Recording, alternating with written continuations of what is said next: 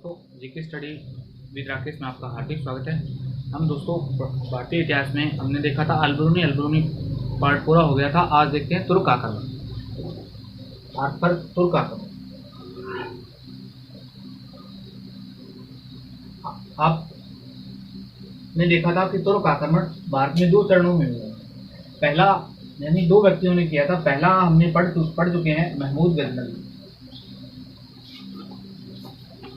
इसके बाद में जो तुर्क आया था उसका नाम था मोहम्मद गोरी।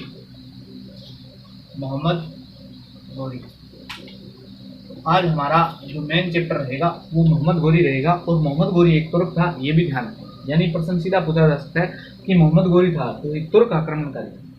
इससे पहले कौन तुर्क आक्रमणकारी आया था? तो महमूद गजनवी आया था। और मोहम्मद गोरी आप सभी जानते हैं कि 1191-92 में इसके दो प्रसिद्ध युद्ध होते हैं, बार बार एग्जाम में पूछे जाने वाले हैं। 1191 तराइन का प्रथम युद्ध और तराइन का द्वितीय युद्ध। हालांकि तराइन का तृतीय युद्ध भी हुआ जो 1217 ईस्वी में। इसके बाद में इसने चंदावर का युद्ध लड़ा था। इससे पहले 1178 ईस्वी में एक बहुत प्रसिद्ध युद्ध लड़ा था आहिनलवाड़ का। तो इसके चार प्रमुख युद्ध हैं जिनसे प्रश्न लगातार पूछे जाते हैं।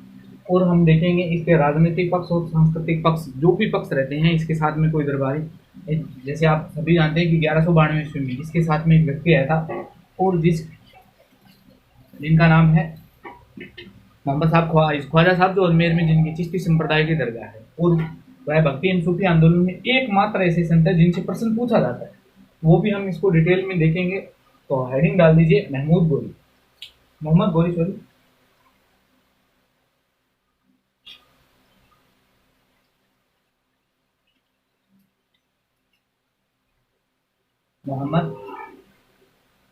गोरी।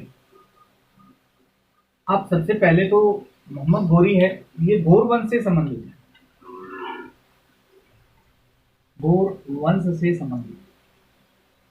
यानी पहला प्रश्न तैयार है, सीधा प्रश्न पूछा जाएगा कि मोहम्मद गोरी किस वंश से संबंधित था? तो गौर वंश से संबंधित। अब ये गोरी है, ये कहाँ के निवासी थे? तो ये गजनी में रहते थे। और गजनी में भी कहाँ? तो गजनी से उत्तर पश्चिम में स्थित, यानी गजनी में उत्तर पश्चिम में स्थित थे। गजनी में उत्तर पश्चिम में 300 मील दूरी पर स्थित। ये तो इतना इंपॉर्टेंट नहीं है, बस ये ध्यान रखना कि गजनी के उत्तर पश्चिम में स्थित है। और ये जो गौर प्रदेश है ये लौह एवं इस्पात के लिए बहुत विख्यात है। लौह एवं इस्पात का बहुत बड़ा केंद्र है। लौह एवं इस्पात प्लस उच्च नस्ल के घोड़े का बहुत बड़ा केंद्र है। इनके अलावा ये गौर प्रदेश है, किसके लिए जाना जाता है? तो गौर प्रदेश के लोग बौद्ध धर्म की महायान शाखा है। गौर प्रदेश के लोग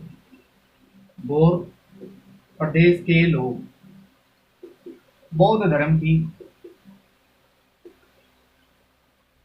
महायान शाखा। आप सभी जानते हैं कि बौद्ध धर्म में दो शाखा है, एक हीनयान है, एक महायान। महायान शाखा से संबंधित यानी आप गैस कर सकते हैं कि गौर प्रदेश में पहले किस धर्म का बहुल था? तो बौद्ध धर्म का बहुल। यहाँ का एक शासक हुआ है, उसी शासक का नाम था अलाउद्दीन। थोड़ी सी बातें इसकी बता देता हूं, कभी कभार प्रश्न पूछ लिया जाता है। अलाउद्दीन, जैसे आप सभी जानते हैं गौर प्रदेश महमूद जो गजनवी था उसने कब्जा कर लिया था। उसके बाद में अलाउद्दीन जैसे शासक बना था तो ये अलाउद्दीन खिलजी इसको अपने आप को स्वतंत्र करवा लेता है, यानी स्वतंत्र हो गया। इसने गजनी पर आक्रमण किया था, यानी गजनी पर मोहम्मद बिन कासिम था, और सॉरी महमूद गजनवी था। गजनवी की गजनी पर आक्रमण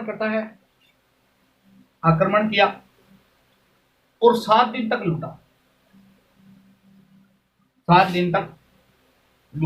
गजनी को 7 दिन तक लूटा था इसने।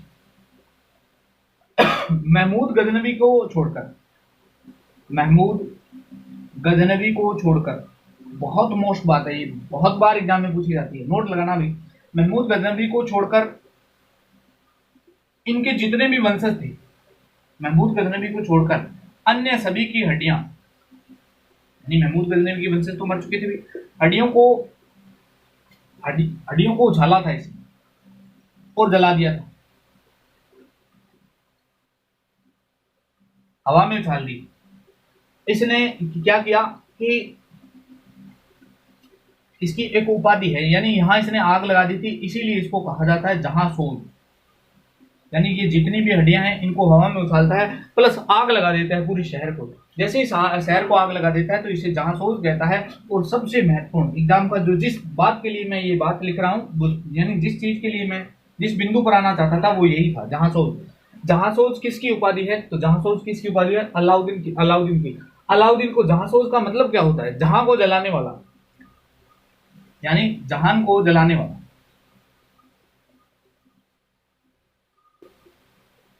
इसे कहते हैं, देखो इंग्लिश में इसका नाम जहांसोज, हिंदी में और इंग्लिश में इसे कहते हैं वर्ल्ड बर्नर।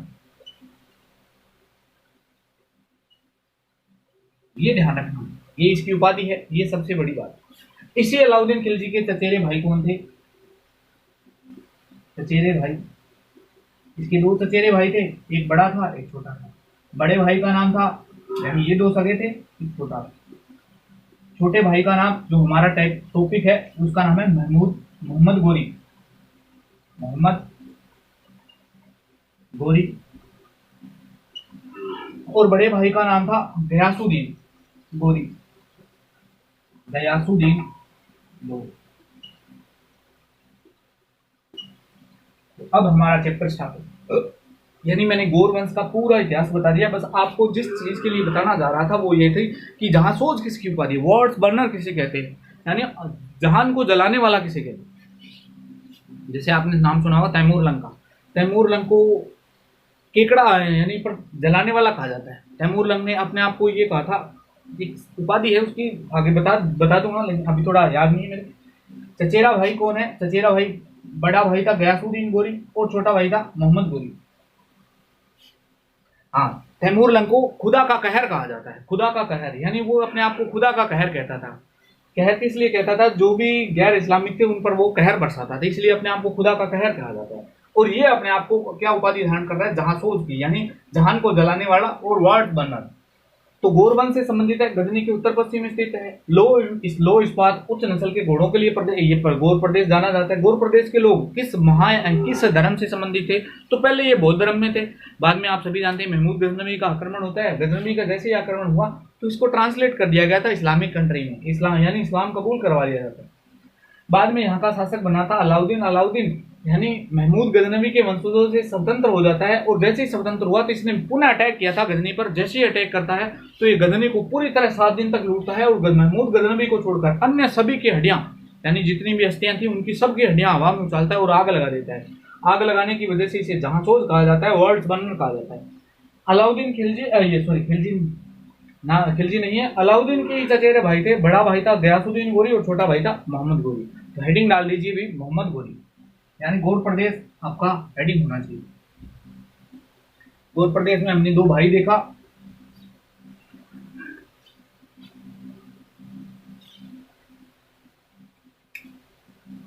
गौर प्रदेश, यानी गौर प्रदेश में अलाउद्दीन के बाद में 2 शासक बनेंगे। 2 नाम हमारे सामने आ गए थे। एक का नाम था गयासुद्दीन गोरी,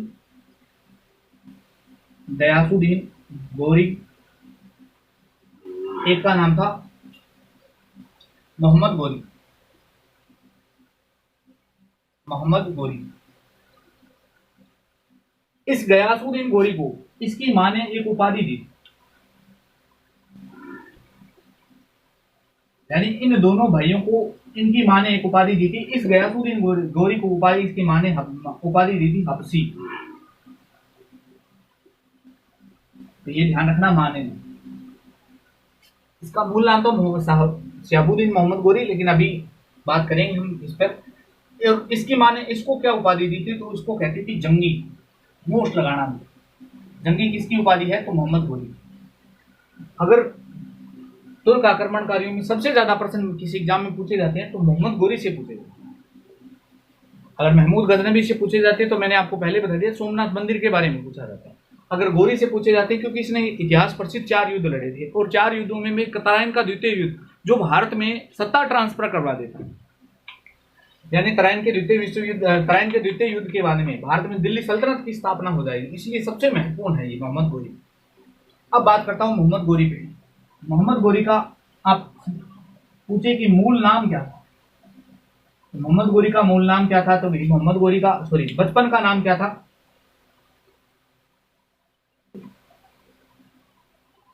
बचपन का नाम, तो इसके बचपन का नाम था मोहम्मद बिन साम, मोहम्मद बिन साम। ये इसके सिक्कों पर उल्लेख मिला है, यानी इसका मूल नाम या बचपन का नाम था मोहम्मद बिन साम। तो मोहम्मद बिन साम यानी ये इसकी एक उपाधि भी है, और ये कहाँ मिली है, तो हमें सिक्कों पर मिली है। अब बात करते हैं इसकी उपाधियों पर।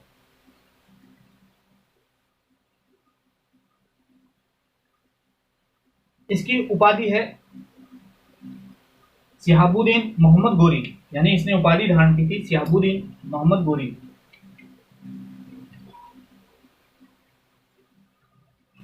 सिहाबुद्दीन मोहम्मद गोरी। इसकी दूसरी उपाधि क्या है, तो इसकी दूसरी उपाधि है जंगी। अभी मैंने बताया था किसने दी थी, तो इसकी मां ने दी थी। इसकी तीसरी उपाधि क्या है, तो इसकी तीसरी उपाधि है मुइजुद्दीन, मुइजुद्दीन। और ये मुइजुद्दीन उपाधि कब धारण करता है, तो ये खुरासान के शासक को जब हरा देगा, खुरासान के शासक को हराने के उपरांत, हराने के बाद इसने कौन सी उपाधि धारण की थी, तो मुइजुद्दीन उपाधि धारण की। इसका जो सिक्का है महत्वपूर्ण है भी, स्टार लगाना अगर प्रश्न पूछा जाता है तो सबसे शुरुआत यही होती है। इसके सिक्का, पहली बात तो इसका सिक्का है वो 56 ग्रेन का है। इसके सिक्कों को कहा जाता है दिल्ली वाला, यानी दिल्ली वाला सिक्का कहा जाता है। और सबसे खतरनाक जो प्रश्न पूछा जाता है वो यही है यानी 56 ग्रेन को या यूं लिख सकते हैं दिल्ली वाला, दिल्ली वाला सिक्का कहते हैं। देवनागरी लिपि का प्रयोग हुआ इस सिक्के पर, देवनागरी लिपि का प्रयोग, और देवनागरी लिपि का प्रयोग हुआ है। और इस पर क्या लिखा हुआ है, तो मैंने आपको बताया था कि क्या लिखा हुआ है, तो मोहम्मद बिन साम, मोहम्मद बिन साम लिखा हुआ है। और सबसे अच्छी बात है कि इसने अपने सिक्के पर लक्ष्मी और नंदी का अंकन करवाया है, लक्ष्मी और नंदी का अंकन। आपसे सीधा पूछा जाएगा कि निम्न में से किस शासक के सिक्कों पर लक्ष्मी एवं नंदी का अंकन है, तो किस शासक के सिक्कों पर है, तो मोहम्मद गोरी का, यानी जो इस्लाम धर्म से संबंधित है, लेकिन इसने अपने सिक्कों पर अंकन किसका करवा रहा है, तो लक्ष्मी और नंदी का, इसलिए महत्वपूर्ण है, ध्यान रखना। अब वंश मैंने आपको बता दिया है पहले कि ये किस वंश से संबंधित है, तो किस वंश से है भाई, आपका समसनी वंश से है, समसनी वंश। और बात करते हैं इसने किस किस को संरक्षण प्रदान किया था, देख लेते हैं। मोहम्मद गोरी, यानी मोहम्मद गोरी दो बड़े भाई थे, एक गयासुद्दीन गोरी है और मोहम्मद गोरी। हालांकि गयासुद्दीन गोरी ने इसको क्षेत्र दे दिया था, उसी क्षेत्र में संतुष्ट रहता है, इसीलिए मोहम्मद गोरी ने कभी भी पूर्व की ओर आक्रमण नहीं किए, वह पश्चिम की ओर, यानी इसने भारत पर अटैक क्यों किया था, कारण क्या थे, तो कारण, मुख्य कारणों में से एक कारण ये भी था कि मोहम्मद गोरी अपने बड़े भाई, यानी जो बड़ा भाई था उसको सब कुछ मानता था, इसलिए बड़ा भाई का जो क्षेत्र था वो पूर्व में पड़ता था, इसलिए कभी इसने पूर्व में विस्तार नहीं किया, पश्चिम में विस्तार करता है। ये इसकी मजबूरी थी, क्योंकि अपने भाई पर इसने संघर्ष नहीं, भाई के साथ में संघर्ष नहीं किया, इसलिए इसने पश्चिम की ओर विस्तार करता है, और पश्चिम के पूर्व की ओर विस्तार करता है। पूर्व में भारत था और इसलिए भारत पर अटैक होता है। सबसे पहले इसकी उपाधि हबसी है और इसकी उपाधि जंगी है। मोहम्मद गोरी के बचपन का नाम तो मोहम्मद बिन साम था, ये उपाधि मिली है इसके सिक्कों पर। उपाधि क्या है, तो मोहम्मद सिहाबुद्दीन मोहम्मद गोरी। दूसरी उपाधि है जंगी, तीसरी है मुइजुद्दीन। मुइजुद्दीन खुरासान के शासक को जब हरा देगा तब ये उपाधि धारण करेगा। नेक्स्ट इसका सिक्का है, इसके सिक्के का वजन कितना है, तो 56 ग्राम का, इसके सिक्के को क्या कहते हैं, दिल्ली वाला। नेक्स्ट है इस सिक्के पर किस लिपि का प्रयोग हुआ, तो देवनागरी लिपि का प्रयोग हुआ। देवनागरी लिपि में इसने क्या लिखवाया है, तो मोहम्मद बिन साम लिखवाया है। इसके सिक्कों पर किसका अंकन है, तो लक्ष्मी एवं नंदी का। सबसे मोस्ट है इंपॉर्टेंट लगाना भी, लक्ष्मी एवं नंदी का, यानी ये तो वनडे एग्जाम में भी पूछा जाने वाला प्रश्न है। लक्ष्मी एवं नंदी के का अंकन किसके सिक्कों पर मिलता है, तो मोहम्मद गोरी के सिक्कों पर। किस वंश से संबंधित है, तो सनसनी वंश से संबंधित है। अब इसके दरबार में किस किस को संरक्षण प्राप्त था वो भी साथ में ही देख लेते हैं दोस्तों। नेक्स्ट पूछे कि इसने किसको संरक्षण दिया, तो इसने दो लोगों को संरक्षण दिया था। एक का नाम था फखरुद्दीन राजी और नजामी अरूजी। फखरुद्दीन राजी और दूसरा है नजामी अरूजी। सीधा प्रश्न आएगा, अभी प्रश्न सीधा पूछ लिया जाता है कि नजामी अरूजी किसके दरबार में संरक्षण मिला था, तो मोहम्मद गोरी। भारत में इक्ता प्रणाली की शुरुआत, भारत में इक्ता प्रणाली की शुरुआत, हालांकि इल्तुतमिश करेगा इक्ता प्रणाली। जब इल्तुतमिश पढ़ेंगे तो पूरी इक्ता प्रणाली को समझेंगे। इक्ता प्रणाली की शुरुआत आंशिक रूप से इसने शुरुआत कर दी थी। और महमूद गोरी एक इतना अच्छा शासक हुआ था, ये कहता था कि उसके दास ही उसके पुत्र हैं। ये इसका कमेंट है कि उसके दास ही उसके पुत्र हैं और वही उत्तराधिकारी होंगे, और वही उत्तराधिकारी होंगे। यानी इस स्टेटमेंट को आप कभी भी स्टेटमेंट मैच करने को आ सकती है। स्टेटमेंट किसका है कि उसके दास ही उसके पुत्र हैं और वही उत्तराधिकारी होंगे, तो ये मोहम्मद गोरी का था। आप सभी जानते हैं कि कुतुबुद्दीन ऐबक था जो इसी का दास था। कुतुबुद्दीन ऐबक दिल्ली सल्तनत का सुल्तान, दिल्ली सल्तनत का प्रथम सुल्तान है जिसने दिल्ली सल्तनत की नींव डाली थी, तो वो इसी का दास था और वह उत्तराधिकार के रूप में आगे चलकर आता है। तो ये स्टेटमेंट पूछा जा सकता है। तो किसको संरक्षण मिला, फखरुद्दीन राजी को, नजामी अरूजी को। भारत में इक्ता प्रणाली की शुरुआत पूछे, हालांकि इल्तुतमिश भी उत्तर आता है, लेकिन इल्तुतमिश ने पूर्णतः लागू की थी, वो हम पूरा डिटेल में पढ़ेंगे। लेकिन इक्ता प्रणाली की शुरुआत किसने कर दी थी, तो मोहम्मद गोरी ने कर दी थी। उसके दास ही उसके पुत्र हैं और वही उत्तराधिकारी होंगे, तो ये स्टेटमेंट भी किसका है, तो मोहम्मद गोरी का। अब इसने भारत पर अटैक किए थे और अटैक करता है ये दो चरणों में, यानी भारत पर मोहम्मद गोरी करता है अटैक। अटैक का कारण मैंने आपको बता दिया था कि ये दो भाई थे, बड़ा भाई था गयासुद्दीन और छोटा भाई था मोहम्मद गोरी। अब ये बड़ा है और ये छोटा है। अब दिशाएं आप सभी जानते हैं, ये पश्चिम में पड़ता है और ये पूर्व में, यानी गजनी के पूर्व में क्षेत्र इसके पास में था। अब ये गजनी से यहाँ अटैक क्यों करेगा, क्योंकि ये इस तरफ क्यों नहीं जाना, इस तरफ जाएगा तो यहाँ बड़ी शक्तियां खुरासान है, इनको हराना पॉसिबल नहीं था, ईरान के साथ भी है, तो इस तरफ ये इसलिए नहीं जा रहा है। और दूसरी सबसे बड़ी प्रॉब्लम ये थी कि अपने भाई को ये सब कुछ मानता था, इसलिए अपने भाई के ऊपर अटैक नहीं करना नहीं चाहता, इसलिए इसने भारत की ओर विस्तार करना सोचा, विस्तार करने को मजबूर होता है और भारत की ओर विस्तार करता है। अब ये भारत की ओर आक्रमण करता है। इन आक्रमणों को आपको क्रमशः याद होना चाहिए क्योंकि लगातार प्रश्न पूछे जाते हैं। यानी मोहम्मद गोरी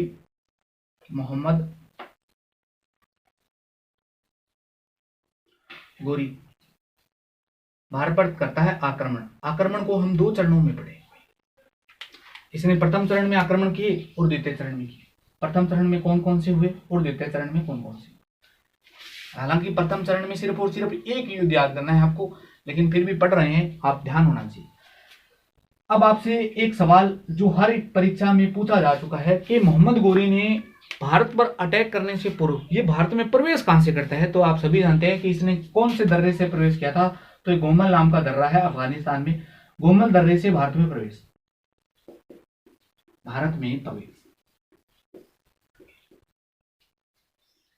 इसने सबसे पहला अटैक, ये मोस्ट हैवी क्योंकि ये पहला है, 1175 ईडी में किया था। और कहां किया था, तो ये मुल्तान पर किया था। इस समय मुल्तान का शासक कौन था, तो मुल्तान का शासक आपको मैंने बताया था कि फतेह दाऊद था। फतेह दाऊद का हिस्ट्री मैंने आपको बता रखी है, शिया संप्रदाय की करमाती शाखा से था। इस पर अटैक होता है और इस पर विजय हासिल कर लेता है, बस कर्म से याद होना चाहिए आपको। इसके बाद में 1175-76 में इसका दूसरा अटैक होता है सिंध पर। सिंध पर इस समय सुमरा वंश का शासन था, सुमरा वंश, बस कुछ याद करने की जरूरत नहीं है। और तीसरा मैंने कहा था महत्वपूर्ण एक ही युद्ध है 1178 का। अगर कोई भी राजस्थान वाले मुझे देख रहे हैं तो ये राजस्थान के लिए बहुत महत्वपूर्ण है। 1178 एडी में इसने युद्ध लड़ा था, उस युद्ध का नाम था आहिनल वाड़ का युद्ध। आहिनल वाड़ का युद्ध इस युद्ध के बहुत सारे उपनाम हैं। आहिनलवाड़ कह सकते हैं इसे, गुजरात के पास में हुआ पाटन, यानी पाटन नामक स्थान पे हुआ तो इसलिए पाटन का युद्ध कह सकते हैं। इसे ही कह सकते हैं कि नाहरवाला युद्ध, नाहरवाला युद्ध कह सकते हैं इसे आप। इसे कह सकते हैं कमाद्रा युद्ध, कमाद्रा का युद्ध, ये सब इसके उपनाम है। इसे कह सकते हैं कासगर का युद्ध, कासगर का युद्ध। अब ये किन किन के बीच में होता है, तो ये मोहम्मद गोरी के बीच में हुआ, और जो गुजरात का शासक था, अलग अलग किताबों में अलग अलग लिखा हुआ है। कुछ किताबें मानती है कि भीमराज सेकंड था, कुछ किताबें ये मानती है कि मूलराज सेकंड था, मूलराज सेकंड।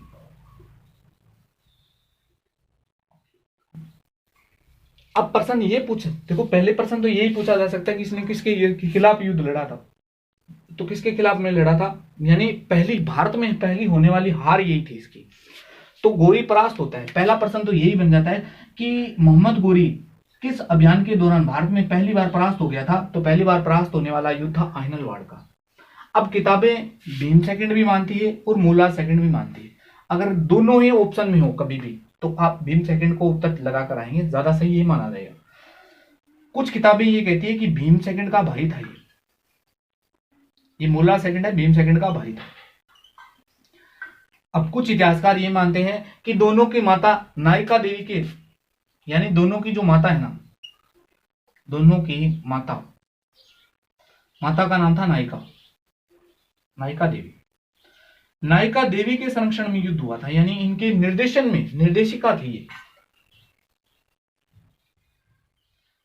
इसलिए युद्ध लड़ा गया था और दोनों का नाम आ जाता है। कुछ किताबें इनको भाई मानती है, कुछ अलग अलग शासक मानते हैं, लेकिन आपको दोनों में भी अगर किसी एक को चुनना पड़ जाए तो भीम सेकंड सही उत्तर रहेगा। और मूलराज है तो एक सही मार सकते हैं आप। यानी प्रश्न ये पूछा जाता है कि मोहम्मद गोरी की भारत में प्रथम पराजय कहाँ हुई थी, तो प्रथम पराजय कहाँ हुई, आहिनलवाड़ के युद्ध में। इस युद्ध के बहुत सारे उपनाम है, पाटन है, नाहरवाला है, कमाद्रा है, कासगर का युद्ध है। किसके विरुद्ध हो रहा है भाई, यानी भीम सेकंड और मूलराज सेकंड के, यानी ये चालुक्य शासक थे भाई। इन दोनों की माता थी नायिका देवी, उसके निर्देशन में युद्ध हुआ था। गोरी यहाँ हार जाता है और हार कर वापस लौटता है, लेकिन ये वापस लौटता है तो पुनः एक अच्छी शक्ति के साथ में लौटता है, यानी इसका द्वितीय चरण स्टार्ट हो जाता है। और इसने सबसे पहले अटैक किया था 1179 ईस्वी में, पेशावर को जीतता है। पेशावर के बाद में 1189, उसके बाद में ये बठिंडा तबर हिंद वाले अटैक करता है, और बाद में पृथ्वीराज चौहान, इस समय का जो चौहान शासक था, जिनका अधिकार था दिल्ली पर, चौहान के साथ में युद्ध होता है, वो हम देखेंगे नेक्स्ट वीडियो में। तब तक आप बने रहिए, वीडियो को पूरा वॉच कीजिए दोस्तों। धन्यवाद दोस्तों, मिलते हैं नेक्स्ट वीडियो में।